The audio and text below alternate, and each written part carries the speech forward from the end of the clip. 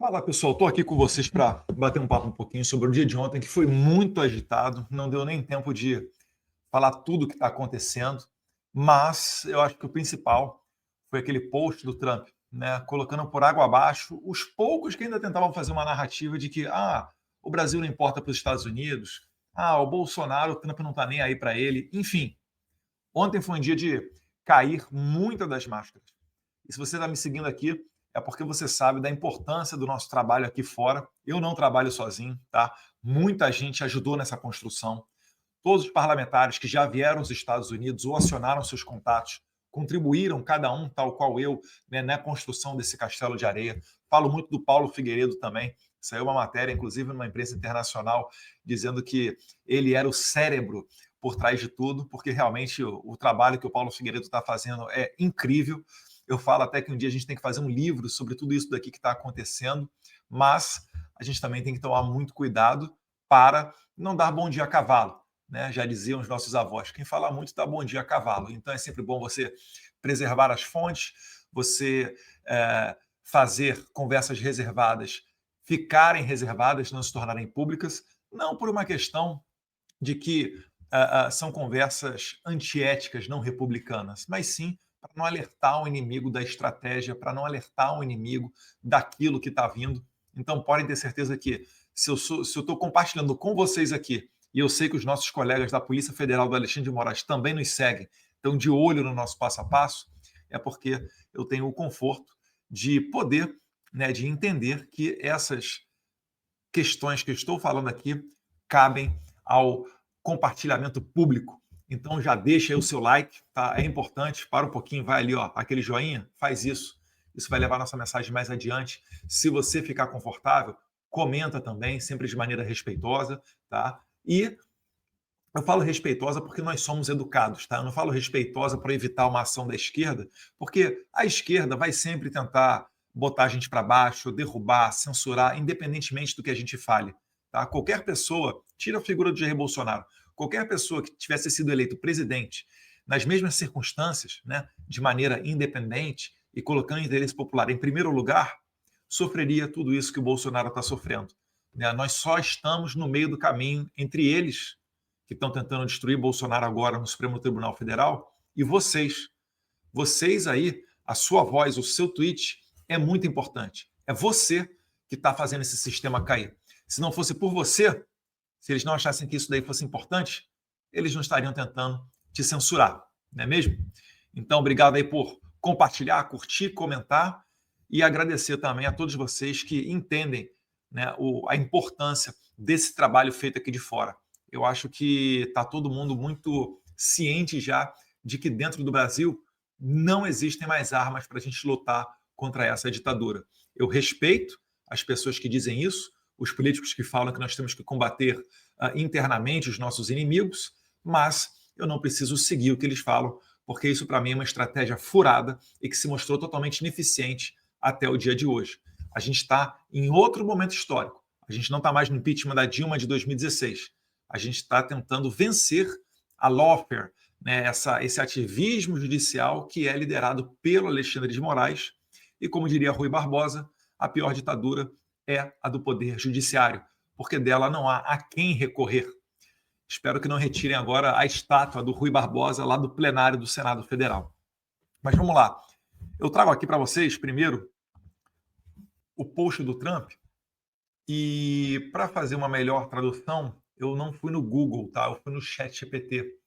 Inclusive, as ferramentas de inteligência artificial, elas têm se mostrado multifuncionais. Se você, eu vejo isso acontecer muito com as pessoas da minha geração, né? Se você utiliza o ChatGPT ou qualquer ferramenta de IA somente como se fosse o Google para fazer uma pesquisa aqui, acolá, isso daí está um uso muito limitado do potencial que esse instrumento dispõe. Então, é muito mais do que uma ferramenta de busca. Ele serve para geração de imagens, confecção de relatórios, peças jurídicas, enfim, uma série de questões. Então, eu usei agora o ChatGPT, no caso aqui, como um tradutor. E aí eu coloquei aqui em português. Dá para a gente ir lendo? E eu estou aqui no celular também, então a gente vai lendo por aqui igualmente. Eu vou ler passo a passo com vocês e já vou adiantando, tá? O principal está no final e não é a frase do deixem o Bolsonaro em paz. Vocês vão ver e eu acredito que a maioria de vocês vão concordar comigo do porquê que eu estou falando isso. Então, cadê aqui? Pá, pá, pá. Vamos lá. O Brasil está fazendo uma coisa terrível ao tratar o ex-presidente Jair Bolsonaro dessa forma. Que forma? Com essa lawfare, né? Com esse ativismo judicial, sem a oportunidade que o presidente seja dado a ele a ampla defesa, o devido processo legal. Vale lembrar, né? O presidente Bolsonaro ele não está sendo processado por enriquecimento ilícito, por corrupção. É a primeira vez que a gente tem um presidente da República, ou melhor, um ex-presidente, um político, né, sofrendo esse tipo de coisa. Então, o STF, o que ele fez para conseguir julgar o Bolsonaro? Ele reformulou toda a jurisprudência dele. O que é jurisprudência? Jurisprudência são sucessivas decisões no mesmo sentido. Então, se você tem vários tribunais, vários juízes, sempre interpretando a lei da mesma maneira, sempre aplicando aquele caso concreto, aquele tipo de medida, isso fica tão forte que acaba sendo uma jurisprudência. É uma tradição, é uma conduta uniforme dentro do tribunal. E a jurisprudência, ela, assim como a lei, ela também é fonte do direito. Então, o juiz, quando ele vai decidir, ele tem que olhar a lei e olha também a jurisprudência do tribunal. O que o STF está basicamente fazendo? Ele está ignorando toda a conduta, todos os julgados anteriores, para atrair a competência para si de julgar o presidente Jair Bolsonaro. Você deve ter ouvido falar, né? Algum jurista dizendo que o Bolsonaro não deveria sequer estar sendo julgado pela Suprema Corte. Por quê? Porque ele não é mais presidente. Aqueles que têm a competência originária de serem julgados direto no STF têm um rol na Constituição prevendo quem são essas pessoas. Você, por exemplo, está me assistindo. Você provavelmente é uma pessoa comum. Se você cometer um crime, se ocorrer algum delito, se você for processado civilmente, etc., você não vai começar no STF.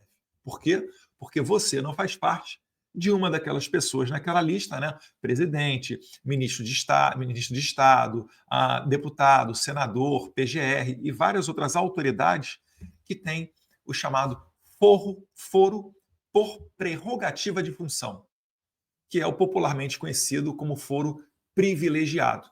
Então, aquele que senta naquela cadeira, ele sentou na cadeira de deputado, ele é merecedor daquele que popularmente ficou conhecido como privilégio, né? Nem sempre eu considero isso, porque não é o privilégio você ser julgado pelo STF originalmente, mas enfim, né? O foro por prerrogativa de função. Qual função? Presidente, vice-presidente, senador, deputado e assim por diante. Então vamos adiante aqui na frase do Trump. No post dele, eu tenho observado, assim como o mundo. Então, olha só, não é só o Trump. Ele está falando que o mundo inteiro está vendo, e ele está certo. Eu até ressaltei em posts anteriores que jornais de esquerda estão sendo muito críticos ao Moraes, né?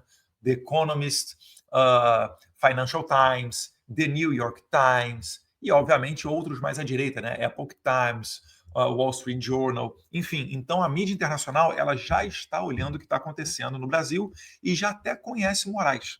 Vale lembrar uma matéria da Folha, né? Falando da bancada anti-Moraes no Congresso. E sim, é verdade.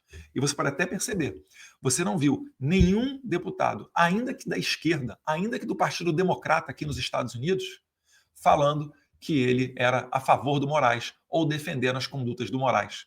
Muito pelo contrário. A maré do Moraes está tão ruim que é provável até que a esquerda venha se unir à direita para não perder a bandeira das liberdades, para não depois ser facilmente rotulado de defensores de ditadores.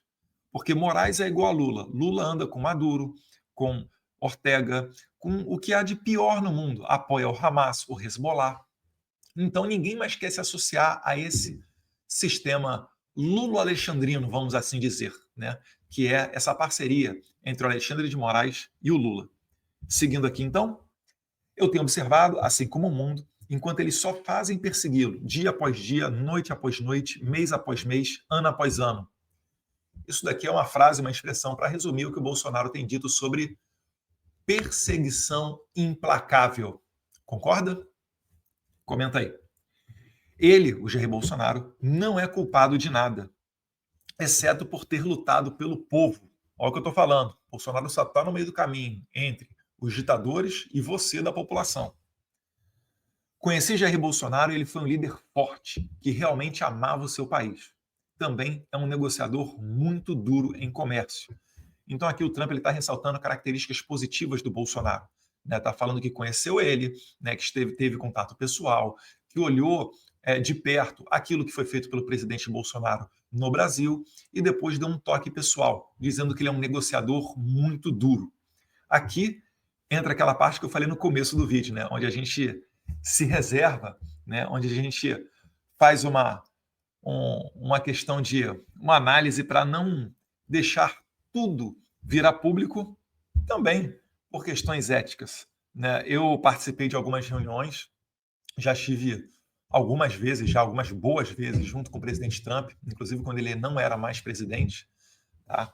E você pode perceber que se tem uma característica dele que é muito valorizada, é a questão da negociação. O Trump ele é um empresário, ele é um empreendedor de muito sucesso, é um bilionário, e ele não chegou a esse status à toa. É porque ele é muito duro na negociação. Eu até entendo, às vezes, algumas reclamações, principalmente de líderes estrangeiros, quando falam, o Trump tarifou, o Trump jogou duro, não sei o que, etc. Mas é o estilo dele.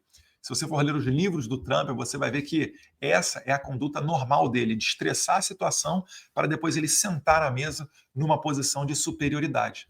Ele fez isso agora, recentemente, com as questões tarifárias. Quando você chega e fala, eu vou tarifar o seu país, os seus produtos que estão entrando aqui nos Estados Unidos em 100%. O chefe de Estado do outro país fica desesperado. Aí o Trump fala, vem aqui, vamos conversar. Aí quando ele vem e se senta para conversar, o que acontece? Você fala para ele, não vai ser 100 não, vai ser só 10%. Aí, do outro lado, o cara até faz, ufa, só 10%. Se desde o começo o Trump falasse que fosse taxar o país dele em 10%, ele ia querer buscar 3%, 5% de taxação. Então, esse daí é o estilo Trump. Ele primeiro joga uma bomba, depois ele vem para dar um confere no cenário para ver se tem mais alguma ameaça por ali. Então, aqui um elogio muito bom.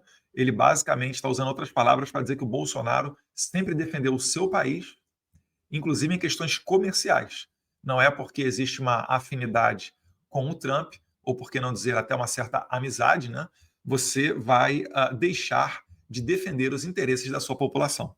Então, eu achei um elogio aqui sensacional. Para quem conhece um pouquinho de Trump, sabe que ele não vai falar isso aqui de qualquer pessoa. Se ele está falando isso aqui é porque ele realmente conhece e valoriza o presidente Bolsonaro. Mas vamos adiante aqui. A sua eleição foi muito disputada. Aqui ele foi o Trump político. A eleição brasileira ela foi, na verdade, uma covardia. O Steve Bannon, ontem eu estava no programa dele, até falou, aqui a gente pode falar a verdade, porque o programa dele é transmitido no Rumble, não cai, igual quando você fala do YouTube de determinados assuntos críticos, principalmente durante a pandemia, vocês vão lembrar, e eu não vou nem citar aqui para não fazer o nosso engajamento cair, ou até a live cair. Sua eleição foi muito disputada e agora ele está liderando nas pesquisas. É verdade, Bolsonaro está liderando em todas as pesquisas e algumas delas já colocando o Bolsonaro vencendo no primeiro turno, caso do outro lado esteja o Lula. E ainda que não esteja o Lula, é difícil você imaginar que em cerca de um ano que falta para a eleição, o PT vai conseguir construir uma candidatura mais competitiva do que a do Lula. E vale lembrar, o Lula vai estar bem velhinho ano que vem. É claro, é necessário um vigor físico para você ser presidente. O Lula ele regula a idade, ele quase com a idade do Biden. Acho que o Lula é uns 2 anos mais novo que o Biden apenas. Então, daí você já tira o termômetro dessa situação. A sua pesquisa foi muito disputada e agora ele está liderando nas pesquisas. A sua eleição foi muito disputada e agora ele está liderando nas pesquisas. Isso nada mais é do que um ataque a um oponente político. Então, aqui ele coloca o carimbo de que, na visão dele, Trump, na visão de todo mundo que está assistindo de perto o que está acontecendo no Brasil, existe uma clara perseguição política. Se o Bolsonaro não estivesse liderando as pesquisas, muito provavelmente ele não estaria tendo esse problema dentro do STF, com o Alexandre de Moraes. Ele seria a carta fora do baralho. Ninguém estaria se preocupando com o Bolsonaro. Mas como ele lidera as pesquisas, o Alexandre de Moraes tem que se expor e fazer tudo isso. né, mudar a jurisprudência da corte, atrair a competência para o STF julgar, atropelar o devido processo legal, não intimar as testemunhas de defesa para conseguir dar celeridade em tudo isso. Se ele tivesse seguindo o rito padrão, por exemplo, ele não teria separado esse processo por núcleos. Por que Alexandre de Moraes separou por núcleos? Porque tem um núcleo lá, por exemplo, que está o Paulo Figueiredo. Para ele conseguir fazer um trâmite legal da oitiva do Paulo Figueiredo, que é réu nesse inquérito, nesse processo de golpe da Disney, ele teria que usar uma carta rogatória. Carta rogatória é um instrumento para você ouvir as testemunhas ou os interrogados fora do país. Como Alexandre de Moraes tentou e não conseguiu sequer extraditar o Alan dos Santos, isso que foi no governo Biden, muito menos ele conseguirá fazê-lo com Paulo Figueiredo, que já mora nos Estados Unidos há muito tempo. Já é, acho que até cidadão americano, deve ter passaporte americano, green card, enfim. Ele está há tanto tempo aqui que o status legal dele permite a ele, né, ficar o tempo que ele quiser aqui nos Estados Unidos. E quando o Moraes utiliza os canais oficiais para mandar essa carta rogatória, ela tem que ser fundamentada juridicamente, ela tem que ser traduzida e depois do órgão central brasileiro, ele vai para o órgão central norte-americano. Qual que é o órgão central norte-americano para receber uma carta rogatória vindo do estrangeiro?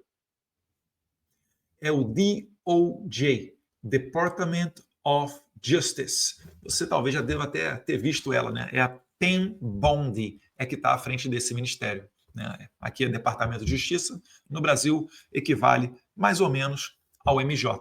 Então, o DOJ, ou DOJ nos Estados Unidos, embaixo dele tem uma série de outras instituições, como o FBI, como o US Marshals, e o US Marshals é quem faz esse tipo de ação, né, de intimar, de cumprir essas decisões estrangeiras validadas pelo DOJ. Vale lembrar, começo de maio, dia 7 de maio, DOJ mandou uma carta para Alexandre de Moraes alertando sobre os casos da Rumble e da Truth Social. Somente no final daquele mês, acho que lá pelo dia 22, é que o Moraes respondeu. Ou seja, eles deram um lapso de tempo muito longo. E qualquer sinal nessas relações internacionais, elas contam. Qualquer sinal, mínimo que seja, ele pode ser interpretado como uma mensagem velada. Então não se engane, né? Primeiro, o Alexandre de Moraes, aos olhos dos americanos, ignorou, porque ele realmente ignorou, né, a DOJ, fez pouco da ação da DOJ, assim como ele fez pouco no outro ano, quando o deputado Chris Smith intimou Moraes após uma audiência feita no Congresso americano, vocês lembram? Que falou Paulo Figueiredo, o Chris Pavlovski da Rumble, o Michael Schellenberg e mais um sujeito lá de esquerdinha. Quando eles fizeram aquela audiência, o Chris Smith, que é o deputado mais antigo dos Estados Unidos, ele mandou uma carta para Alexandre de Moraes. Porque aqui nos Estados Unidos, gostando ou não da pessoa, eles têm a serenidade de prezar por um devido processo legal, de dar a chance de defesa àqueles que estão sendo acusados. Então, na cartinha do deputado americano Chris Smith para Alexandre de Moraes, ele perguntou: olha, isso aqui que o Paulo Figueiredo falou é verdade? É mentira?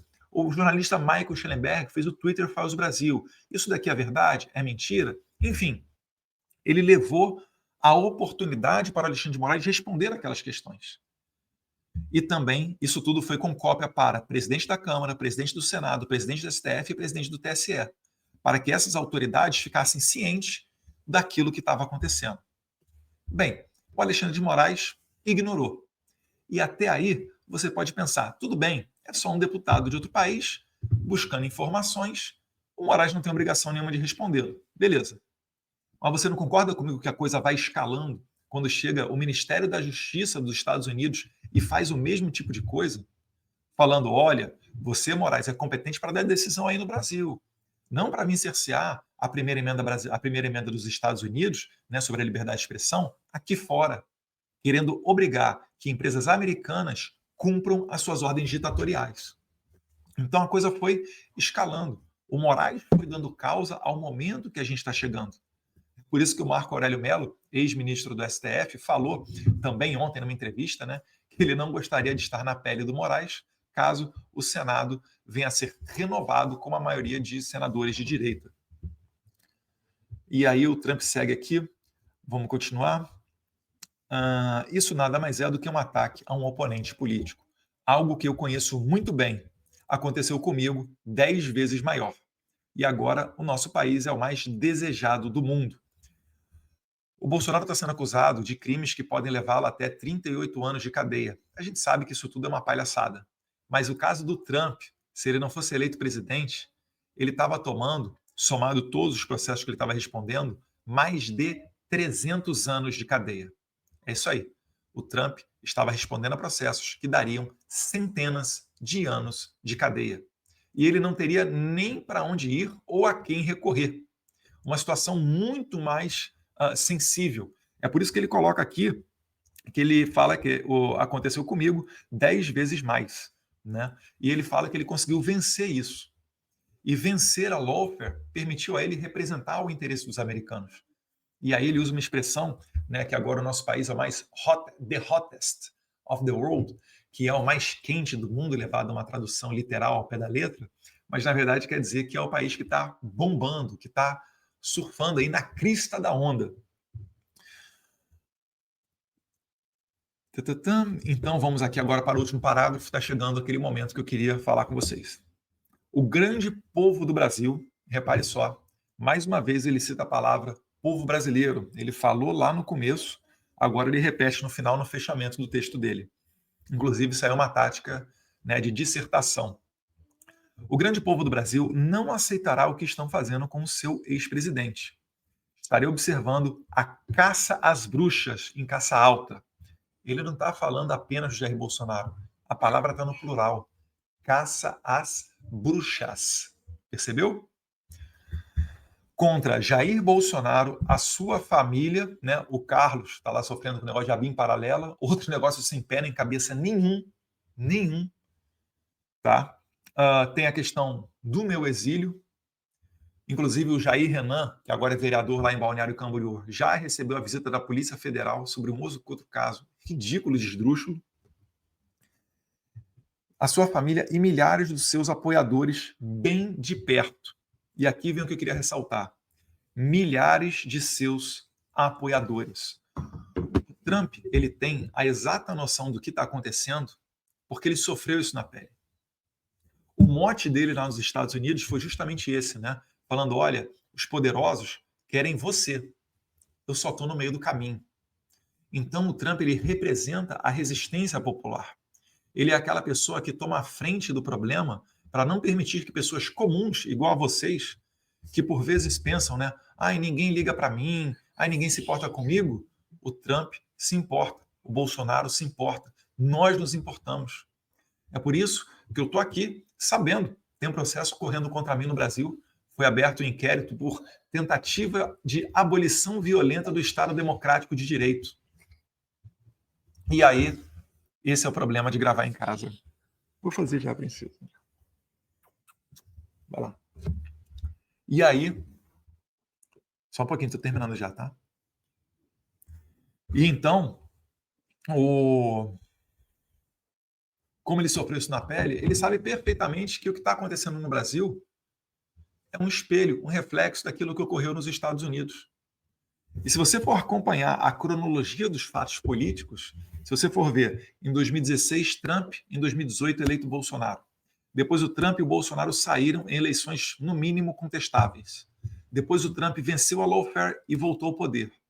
O que está faltando ao Bolsonaro é só vencer a lawfare, que ele também vai voltar ao poder. É por isso que o nome dele continua figurando nas pesquisas. Porque se ele vencer essa batalha judicial, ele já é o próximo presidente da República.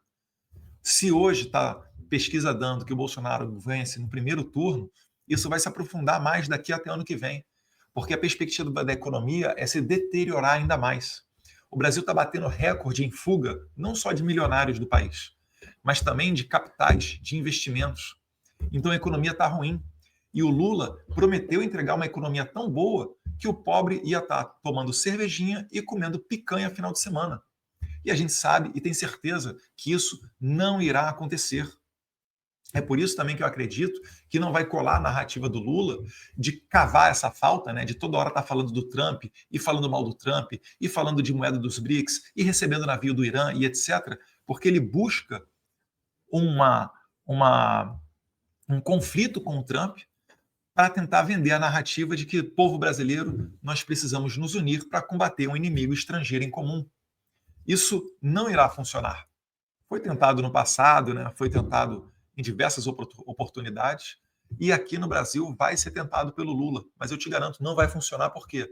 Porque quando chegar o momento da eleição, se nós tivermos eleições limpas e transparentes, mas esse é outro assunto, vou dissecar em outro vídeo com vocês mais para frente, mas se nós tivermos eleições limpas e transparentes, o brasileiro ele vai olhar para o debate, ele vai tentar decidir o voto dele e ele vai olhar o seguinte: de um lado está o Lula falando, vamos nos unir contra o inimigo externo que é o Trump, porque ele está indo para cima do Alexandre de Moraes e de mim. Ou melhor, nem do Lula, né? O Trump nem citou o Lula. Vamos reformular aqui então. Porque o Trump está indo para cima do Alexandre de Moraes. Brasileiros univos, né? Para deixar igual o Manifesto Comunista. E do outro lado, vai estar o Bolsonaro falando: olha, esse cara daí que está falando para a gente se unir, disse que você está comendo picanha e tomando cervejinha. Como é que está a tua vida hoje? Está melhor ou está pior? Então, no final das contas, a realidade vai se impor, né? O brasileiro vai ter que decidir entre se unir a um pretenso nacionalismo ou, né, poder ter a esperança de ver o preço dos produtos mais baratos, mais emprego, melhor estrutura e realmente colocar diante o país, né, de dimensões continentais como o Brasil. E aí, essa foi a parte mais importante que eu estou falando, é contra os apoiadores da perseguição, não é contra o Bolsonaro. O Bolsonaro só representa os apoiadores. E aí vem a tacada final. O único julgamento que deveria estar acontecendo é o julgamento dos eleitores do Brasil. Isso se chama eleição. Deixem Bolsonaro em paz. E é o que a gente pede. A gente nunca pede um privilégio do Bolsonaro. O Trump não está falando aqui que o melhor julgamento que existe, o melhor remédio que existe é Bolsonaro presidente. Não é isso que ele está falando. Ele só está falando que deixem o povo escolher. Se o povo escolher o Lula, eu vou falar parabéns e vamos embora. Agora, não pode, no processo eleitoral, você utilizar maquininhas, né, sem um mínimo de auditoria, falar, a maquininha é auditável. Pô, o próprio software dela audita ela, pô, tá de brincadeira. Isso, por conceito, nem se chama de auditoria. Por que as empresas gastam rios de dinheiro contratando, né, a Ernest, a PwC, outros tipos de auditoria? Porque tem que vir alguém de fora, com credibilidade, para analisar as contas da sua empresa. Se for você mesmo analisando, complicado, né? Será que alguém vai, né, jogar para baixo o seu próprio produto, né, aquilo que eles produzem? É claro que não. Então, é por isso que existe isso. Então, a urna eletrônica ela tem que ser auditada por alguém de fora. Tem que ser auditada por um mecanismo diferente daquele mecanismo digital. E aí, a gente advoga a favor, não só do voto impresso. O voto impresso, gente, o voto pode ser na pedra, não tem problema. O negócio é você fazer a contagem pública dos votos de maneira que o mais ignorante dos eleitores se sinta parte daquele processo. Isso é que é o principal. Isso é que é a democracia. Eu tenho certeza que muitos de vocês hoje não têm certeza, né? Você aperta lá o botãozinho e ora lá para que lá em Brasília, na Central, uns 20 burocratas contem de maneira apropriada aquele teu voto. Mas você não tem certeza se ele foi válido ou não. Concorda comigo? Comenta até aí se você tem uma discordância sobre isso que eu estou falando. Eu acho que suspeitar das coisas, ainda dos fatos, e suspeitar da administração pública é um direito do cidadão que vive numa democracia, numa ditadura que você não pode contestar uma eleição. Né? Vai ver lá como é que é a eleição na Coreia do Norte do Kim Jong-un. É 100%, se não estou 100%, é 101% votando nele. Então, meus caros, o Trump deixa lá, no final, deixam o Bolsonaro em paz, porque é tudo isso que a gente anseia, não é nada diferente disso.